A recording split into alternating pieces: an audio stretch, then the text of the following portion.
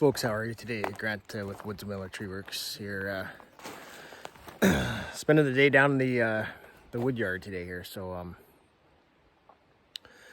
yeah, I got no trees lined up again here today. So yeah, slow, kind of awkward start to the year.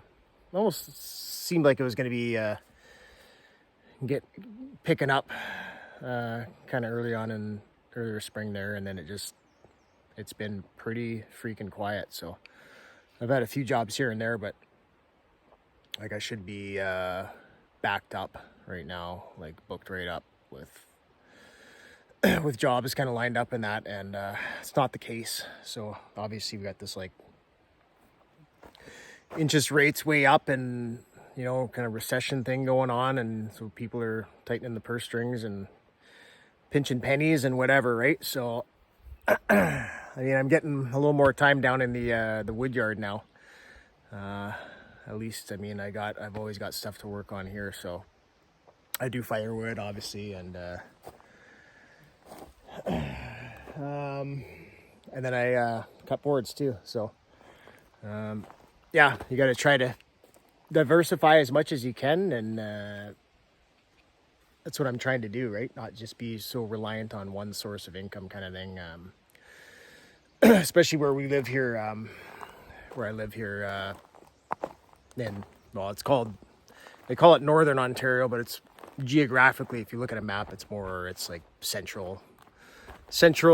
west central Ontario. But anyway, the winters are super long, 6 months. So our season is super short. So firewood's a big thing here. Like, it's so cold, right? So a lot of people use firewood, and they use it for their camps, and then for sort of pleasure through the camping season, through that kind of part of the year, and then for winter, obviously, for heat and saunas. A lot of Finlander population here, so firewood is a really big thing here. So it's good to, if you have wood, and obviously, right, with doing tree work, I have a lot of wood kicking around a lot of the time. So the more I can sort of process it and salvage it and try to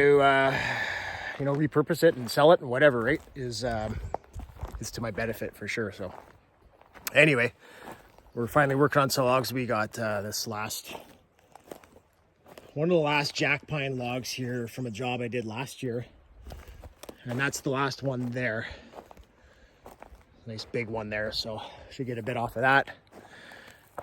I want to hopefully clear those up today and get the boards done. And then I got a pile of spruce that I harvested there this winter. I want to bring that over, and it's kind of sitting on the ground over there. I don't like having my wood just sitting on the ground, so I got to bring it over and get it perched up off the ground and ready to cut up. But anyway, we got this log already first cut on it, so we're gonna finish this one up, see what we get out of it. I should get a few. I've been working on a lot of got a 4x4 post. I kind of got I want to build a shop, but so I got a good stack of 4x4s here, and some sort of 2x whatevers, mixed match. I got some 6x6s. I got some 14-foot sort of 2x8s over there. So should have a start on it anyway, but yeah, we'll see. It all takes time. So making your own lumber is it's kind of a slow go. You got to enjoy it, right? It's part of the process, right? And it takes a while, right? You get set up, like I come down here, like say today, like I came down, I had to switch my blade because my blade was starting to cut slow. So you come down, you're switching the blade, you check the oil, you gas it up, check the water, do a quick check on the level. So it's all time consuming, right? So if you got the time to do that, it's great. But if you're someone that's doesn't really have the time, you're probably more worthwhile to just sort of buy your lumber and build whatever you know you're looking to build, because it's time consuming. So it's a process. And then obviously you cut the boards and you got to stack it all and, you know, create space for that, and it's on and on and on. So it's a lot of work. Anyway, we'll finish this, get this cut up in here, and yeah, let's do it. Okay, so we got this log all teed up, ready to go here. So obviously looking at this log, right, it's got it's got almost like a banana up on this side here, right? So you've probably seen on, you know, other channels and people that saw their own logs, like you want to try to line up the middle on both ends. It's going to keep the grain the straightest, and it's better overall for the boards you put out. Like, the straighter the grain you can keep it, it's going to keep it less twisting and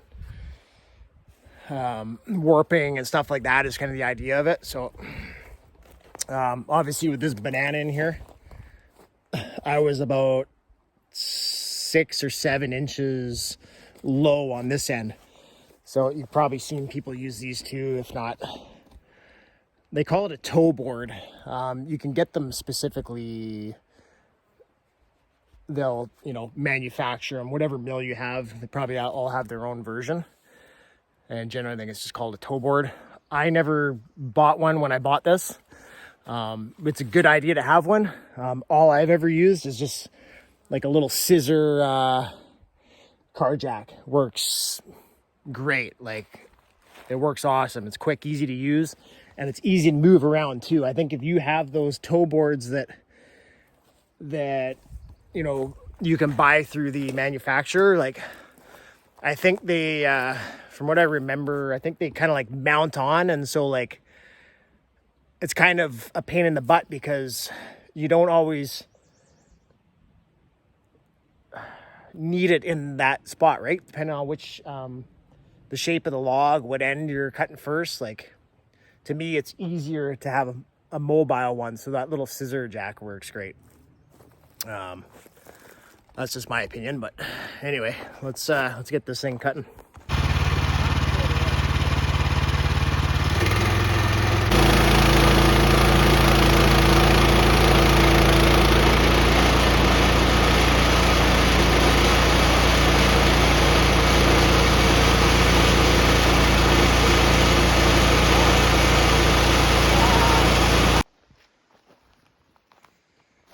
I was like, oh, what am I stuck on here? But obviously, because of the big bow in this thing, yeah, I didn't think of that. I'm maxing out on the top there, so obviously it's not often that happens, and I kind of forgot about that. But anyway, I got to go grab a wedge and prop that up. I don't want to rip my blade off and whatever, right? So yeah, I don't want to tug on it. So anyway, we're gonna have to wedge that.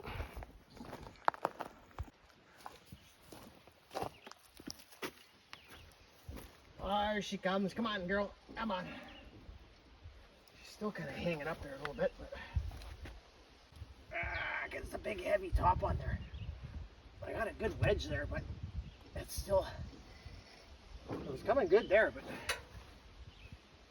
it's kind of almost like it's dragging sawdust and then holding it up. So we get more wedge into it. So you never, that's the thing, doing your own wood. Horse flies are out, they're bad today.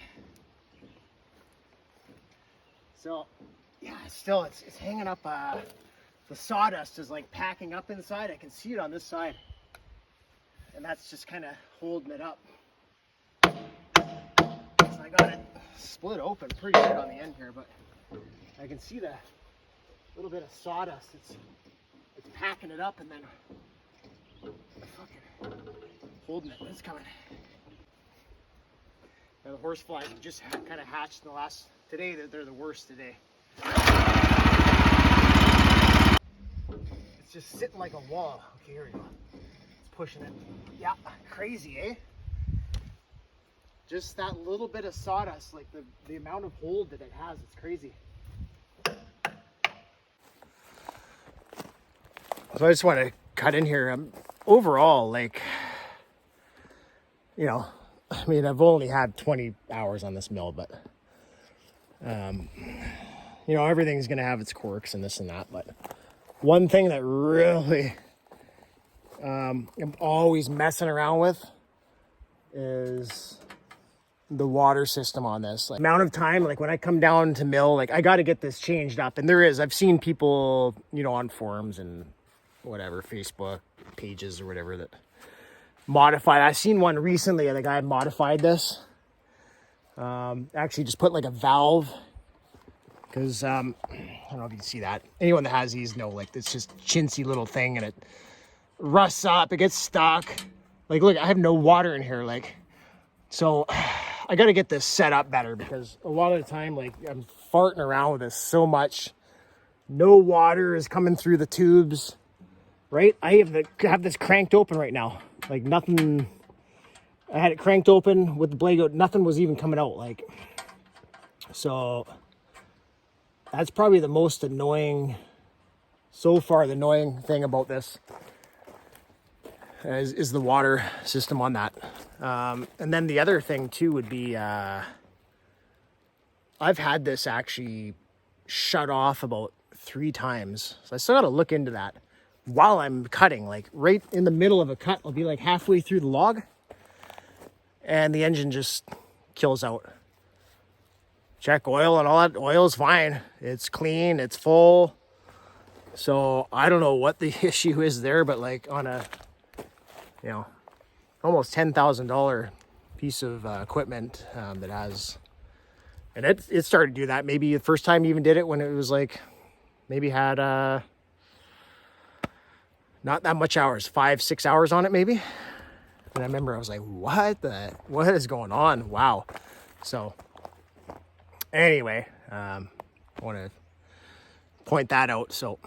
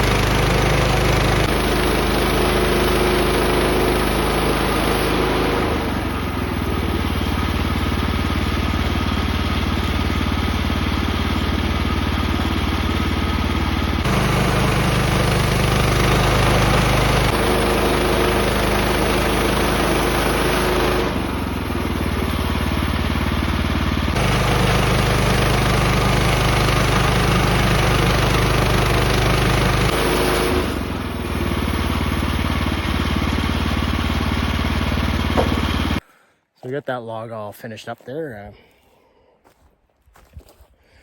So yeah, nice nice 4x4s there, 4 of them. They're about 8.5 feet there. I got this one nice cool board I can do something with. It's about 3 inches thick, and you know, kind of cool shape on this side here. Obviously the other side is more flat, but yeah, I'll do something cool with that. Some sort of like bench, or like sort of a workbench, or a seat, bench seat. Obviously we'll just cut this stuff into firewood. Sometimes I firewood that stuff. Sometimes I use it on buildings and that too. You can use it for fencing. I'll use it to build wood cribs for the edges and that, to hold the pallet frames together and that. So yeah, I mean, you basically, there's no waste really in milling the wood, right? You can use it all for something, either the boards or firewood. So anyway, yeah, I got this one more big log to do here today, and I'm gonna get that done. I actually got a call for a tree I gotta go take a look at tonight, so that's good.